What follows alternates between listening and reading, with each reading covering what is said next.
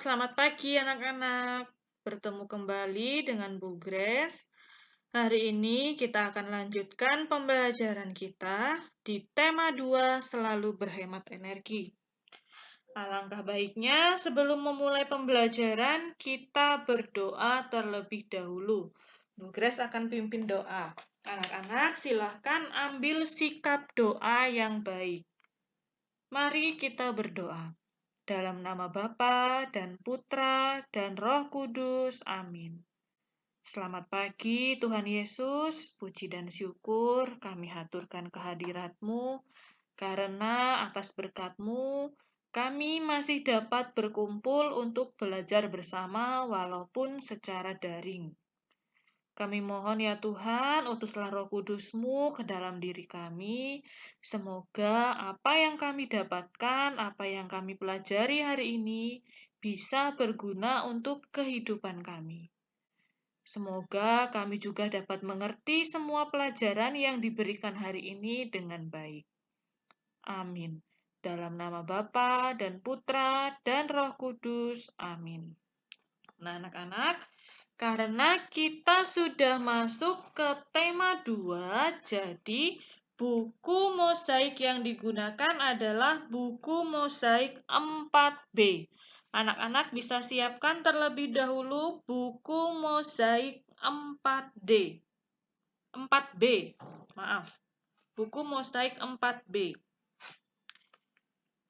Sekarang kita akan masuk ke subtema 1, sumber energi, pembelajaran 1 dan pembelajaran 2.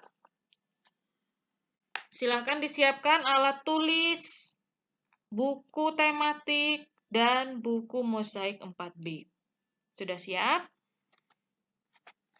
Kita buka buku mosaik 4B halaman 2. Di sana ada bacaan yang berjudul Matahari sebagai sumber energi utama. Kita akan baca bersama-sama ya. Sumber energi utama dan terbesar untuk semua makhluk hidup di bumi adalah matahari. Matahari memancarkan energi cahaya dan energi panas terus-menerus ke bumi.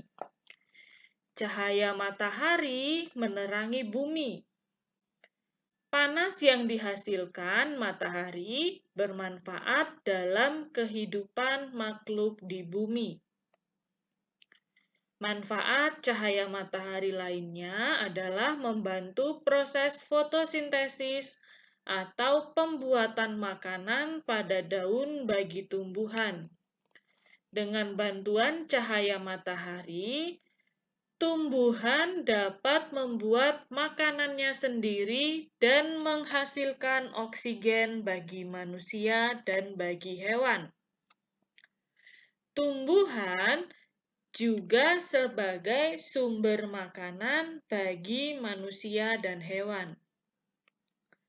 Selain cahaya, panas matahari juga merupakan sumber energi dalam proses alami yang terjadi dalam kehidupan. Bumi menjadi hangat dan sesuai untuk kehidupan makhluk hidup. Panas matahari membantu terjadinya hujan atau siklus air di bumi. Panas matahari juga membantu proses pengeringan pakaian, pengeringan ikan, dan pembuatan garam. Bayangkanlah, tanpa matahari tidak akan ada kehidupan di bumi. Tanpa matahari tidak ada sumber energi bagi manusia, hewan, dan tumbuhan untuk hidup. Itulah sebabnya matahari disebut sebagai sumber energi utama dalam kehidupan. Nah, itu tadi bacaan matahari sebagai sumber energi utama. Coba anak-anak, berdasarkan bacaan itu, tadi sumber energi utama dan terbesar untuk makhluk hidup di bumi disebut apa? Iya, betul, disebut matahari. Nah, berdasarkan bacaan matahari sebagai sumber energi, ada berapa paragraf atau ada berapa alinea di sana? Ada yang bisa menyebutkan? Ada 4 alinea atau ada 4 paragraf. Ada yang masih ingat anak-anak apa yang disebut dengan gagasan pokok? Ada yang masih ingat? Gagasan pokok adalah inti pembahasan dalam sebuah teks atau dalam sebuah bacaan. Sedangkan gagasan pendukung itu adalah kalimat yang menjelaskan gagasan pokok. Sekarang kita lihat halaman 3. Ayo pahami dan jawab. Kita akan jawab bersama-sama. Anak-anak silakan buka buku mosaik 4B-nya halaman 3. Pertanyaan nomor 1. Energi apakah yang dihasilkan matahari? Ayo, ada yang tahu energi apa yang dihasilkan matahari? Energi yang dihasilkan matahari adalah energi panas. Nomor 2, bagaimana energi matahari membantu dalam kehidupan tumbuhan? Jawabannya, tumbuhan itu memanfaatkan energi matahari pada siang hari sebagai bahan fotosintesis. Nanti Bu Grace akan jelaskan apa itu fotosintesis dan bagaimana proses fotosintesis. Nomor 3, apa yang dihasilkan oleh tumbuhan bagi kehidupan manusia dan hewan? Nah, yang dihasilkan oleh tumbuhan bagi kehidupan manusia dan hewan adalah oksigen. Nomor 4, apa 3 manfaat panas matahari dalam kehidupan? Ayo, berdasarkan bacaan tadi, di sana ada 3 manfaat matahari bagi kehidupan. Yang pertama tadi untuk mengeringkan pakaian. Selain itu untuk mengeringkan ikan. Bisa juga untuk pembuatan garam. Pertanyaan nomor 5. Mengapa tanpa matahari tidak ada kehidupan di bumi? Kenapa ya tanpa matahari itu tidak ada kehidupan di bumi? Iya, betul. Karena matahari merupakan sumber energi kehidupan di bumi. Kita lanjut ke halaman 5. Manfaat matahari bagi tumbuhan. Nah, tumbuhan itu tidak bisa jalan-jalan sendiri untuk mencari makanan kayak manusia. Oleh karena itu, tumbuhan dikaruniai kemampuan untuk menciptakan makanannya sendiri dengan bantuan sinar matahari.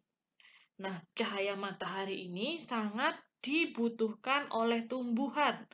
Kenapa dibutuhkan oleh tumbuhan? Karena jika tanpa cahaya matahari, maka tumbuhan tidak dapat berfotosintesis.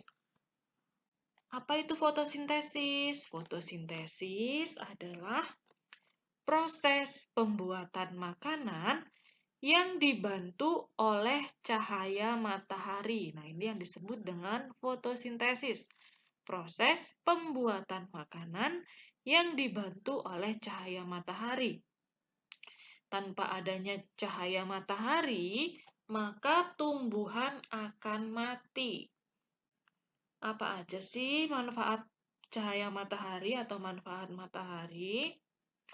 Yang pertama manfaatnya adalah untuk memberi warna hijau pada daun. Yang kedua, untuk membantu pengeringan tanah. Yang ketiga, menjadi sumber nutrisi terbaik. Yang keempat, untuk menjaga temperatur tubuh. Yang kelima, membantu dalam proses pertumbuhan tumbuhan. Itu merupakan manfaat matahari bagi tumbuhan. Lalu bagaimana proses fotosintesis? Proses fotosintesis seperti di gambar anak-anak lihat. Yang pertama, karbon dioksida di udara masuk ke daun melalui stomata. Air masuk ke daun terutama melalui akar. Kemudian air tersebut disalurkan ke daun melalui batang. Ketika sinar matahari jatuh ke permukaan daun, klorofil menangkap energi dari cahaya tersebut. Energi digunakan untuk mengubah air menjadi hidrogen dan oksigen. Hidrogen digabungkan dengan karbon dioksida untuk menghasilkan makanan bagi tumbuhan tersebut. Sedangkan oksigen dikeluarkan oleh tumbuhan melalui stomata. Nah, ini merupakan proses fotosintesis. Kita masuk ke pembelajaran 2, yaitu tentang kincir angin dan kincir air. Anak-anak pasti sudah pernah membuat kincir angin dari kertas. Ngomong-ngomong, kincir angin dan kincir air, apa yang dimaksud dengan kincir angin? Kincir angin adalah alat yang mampu memanfaatkan kekuatan angin untuk diubah menjadi kekuatan mekanik. Kincir angin modern atau turbin adalah mesin yang digunakan untuk menghasilkan energi listrik. Berbeda dengan kincir angin, kalau kincir angin itu menggunakan angin, kalau kincir air itu memanfaatkan air sebagai penggerak. Tadi kincir angin menggunakan angin, kalau kincir air itu memanfaatkan air sebagai penggerak. Kincir air adalah alat irigasi untuk mengalirkan air ke sawah.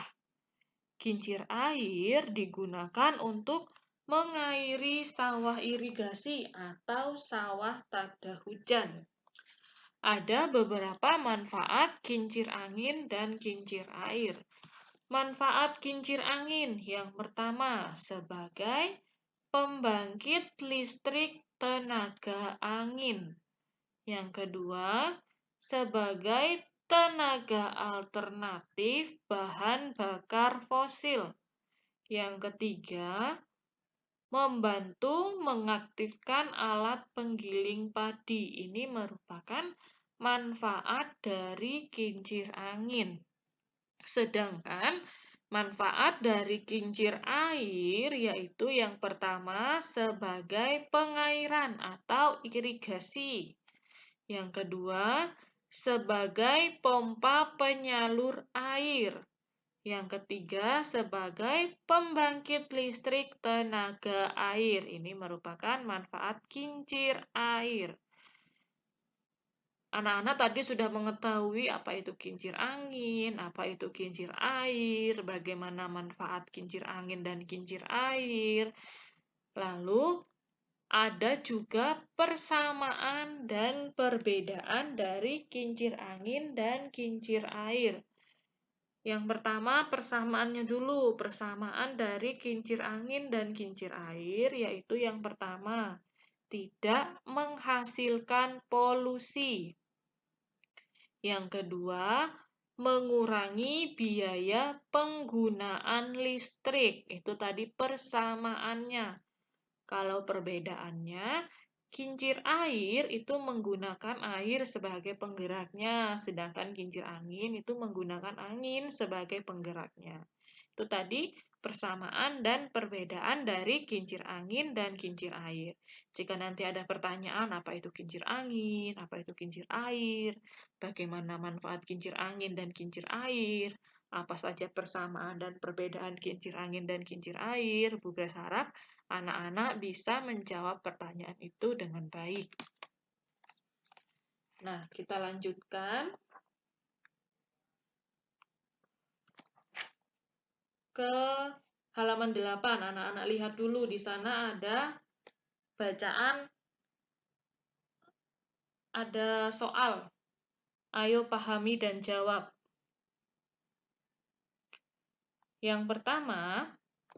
Soal yang pertama, kincir angin bergerak dengan memanfaatkan titik-titik. Kincir angin itu bergerak dengan memanfaatkan kekuatan angin. Yang kedua, turbin digunakan untuk menghasilkan energi titik-titik. Nah, turbin itu digunakan untuk menghasilkan energi listrik. Anak-anak bisa tarik jawabannya atau bisa tulis di sana. Yang ketiga, alat irigasi untuk mengairi sawah adalah kincir air. Nomor 4, sumbu kincir air bergerak karena dorongan titik-titik. Nah, sumbu kincir air ini bergerak karena dorongan air. Yang kelima, kincir air digunakan untuk mengairi sawah titik-titik. Kincir air ini digunakan untuk mengairi sawah irigasi. Di sana anak-anak bisa tulis jawabannya atau bisa tarik garis, nggak apa-apa. Bisa digunakan untuk belajar. Kita lanjutkan ke halaman 10, yaitu tentang teks petunjuk.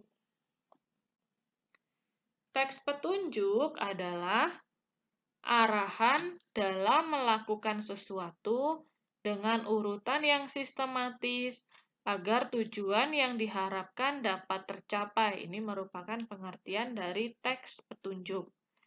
Ciri-ciri teks petunjuk yang baik, yang pertama, disusun secara berurutan. Yang kedua, kalimatnya bernada perintah atau mengarahkan. Yang ketiga, kalimatnya harus jelas, lugas, dan tidak membingungkan. Nah, seperti yang ada di buku Mosaik 4B, halaman 10, di sana ada petunjuk penggunaan senter.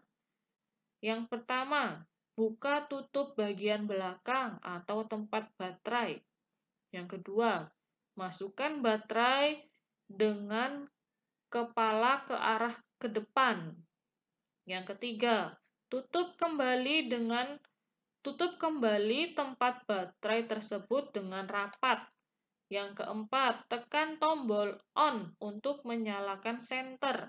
Yang kelima, tekan tombol off jika senter selesai digunakan. Nah, itu merupakan contoh teks petunjuk.